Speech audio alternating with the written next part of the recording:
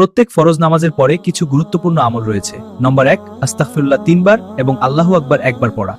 নম্বর 2, আয়াতুল কুরসি 1 বার পড়া। আয়াতুল কুরসি, আল্লাহু লা ইলাহা ইল্লা হুয়াল হাইয়ুল কাইয়্যুম।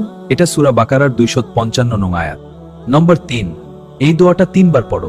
আল্লাহুম্মা আইন্নি আলা যিকরিকা ওয়া শুকরিকা ওয়া আলা হুসনি ইবাদাতিক। নম্বর 4, এই দোয়াটা 1 বার পড়া। لا حول ولا قوة إلا بالله لا إله إلا الله ولا نعبد إلا إياه له النعمة وله الفضل وله الثناء الحسن لا إله إلا الله مخلصين له الدين ولو كره الكافرون। নম্বর 5, কালিমা লা ইলাহা ইল্লাল্লাহু মুহাম্মাদুর রাসূলুল্লাহ 10 বার পড়া এবং এই তাসবিহগুলো 10 বার করে পড়া। সুবহানাল্লাহ আলহামদুলিল্লাহ আল্লাহু আকবার সুবহানাল্লাহ আলহামদুলিল্লাহ আল্লাহু আকবার। এই আমলগুলো আমরা নিজেরা করি এবং অন্যকে করার সুযোগ করে দিই।